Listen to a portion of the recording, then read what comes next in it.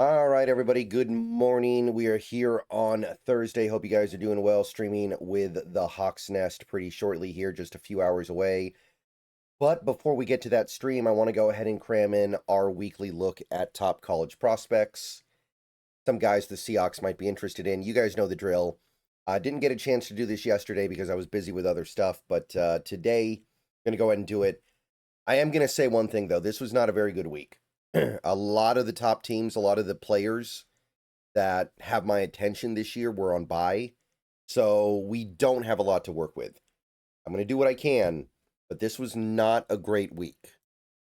So I've got 4 positions on offense and I got 4 positions on defense I'm looking at.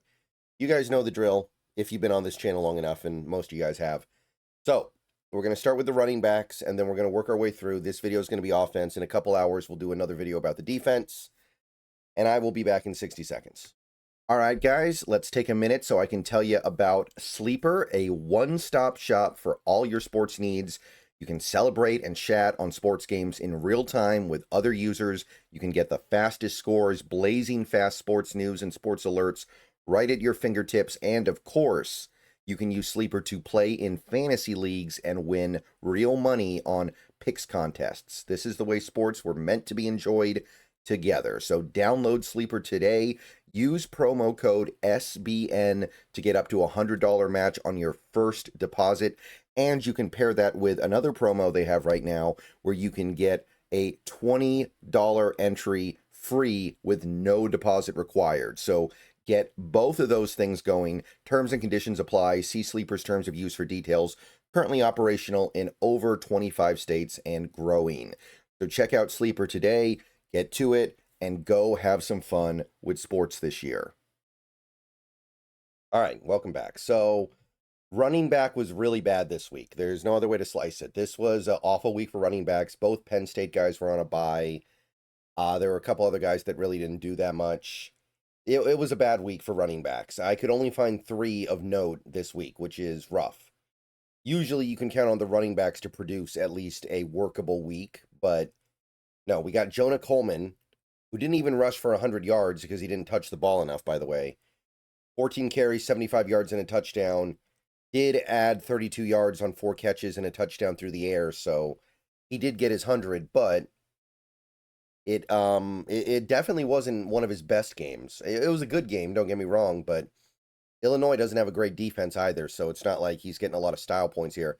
68.3 PFF. I mean, it was a good game, don't get me wrong, but one of his lesser efforts so far this year, honestly. Although that does more speak to how good Coleman has been than anything else. Justice Haynes, he's here pretty much every week he plays. A $152 on the ground on 26 carries, 2 touchdowns. 3 catches, 19 yards. He did have a fumble, which was the only thing that really hurt him this week.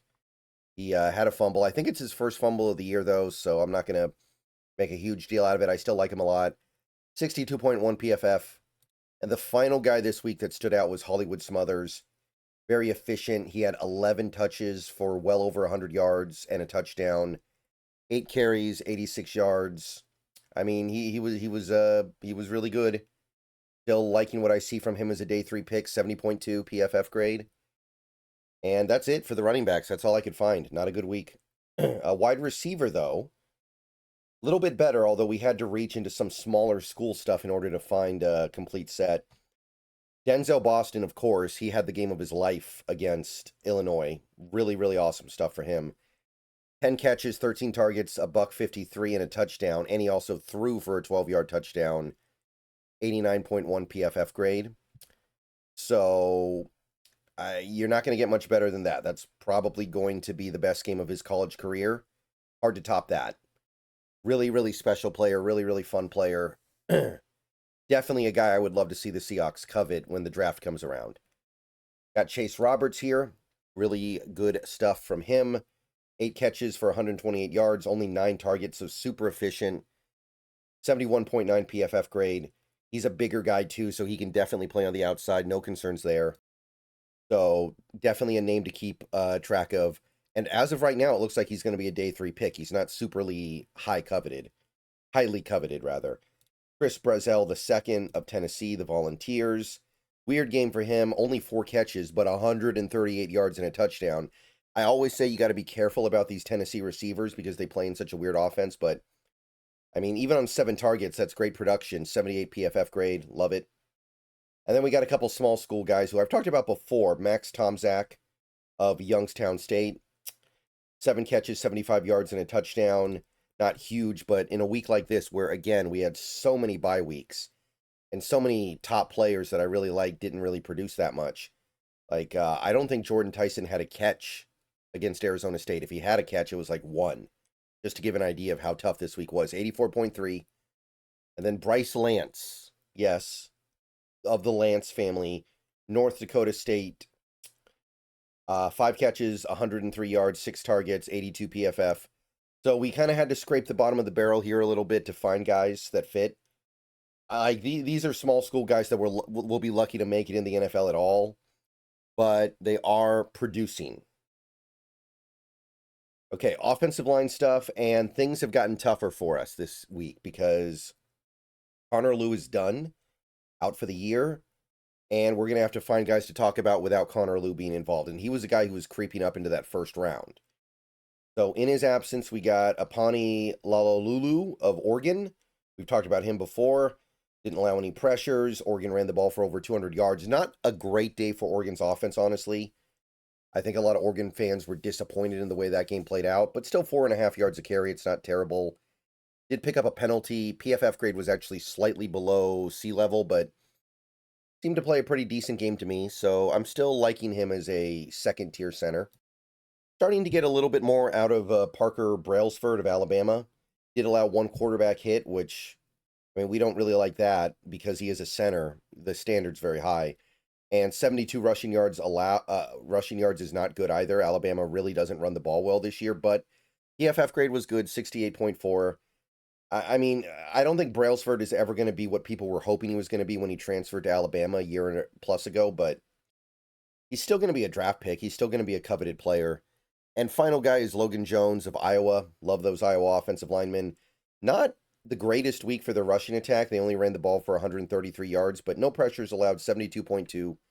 Well graded, well regarded, good stuff. It seems like PFF gave a lot of the blame to their bad running game this week to Cade Piper rather than Logan Jones. So that's your centers. Now we have some right guard stuff. Keelan Rutledge, talked about him before, the Georgia Tech guy. He's probably still a day 3 pick, by the way, so there's a chance to get some value here. I like him. Didn't allow any pressures. Georgia Tech ran the ball all over. I can't even remember who they played. 240 yards, 6.5 yards per carry, 77.8. So pretty good. We do have Cade Piper here, even though I think he got dinged for his run blocking grade, if I recall correctly. Didn't allow any pressures. Iowa did run the ball for at least 133 yards, which isn't the worst. 72.8 PFF grade. And new name here, this is a new one. Baylor, Omar Igbedian. New name. Didn't allow any pressures. Baylor ran the ball not great, but 4 yards a carry isn't the worst. 129 rushing yards. 63.6. So that's a new day 3 guy to start paying attention to a little bit, I think. Not the greatest, but look, right guards are never really going to be flashy, it feels like. It's very rare that a right guard just completely detonates and has some insanely high PFF grade and is considered one of the stars of the game. Just the nature of the position. All right, that is going to do it for the offense this week. Let me know what you guys think. Another video coming in a couple hours, streaming soon. Have a good day. Go Hawks.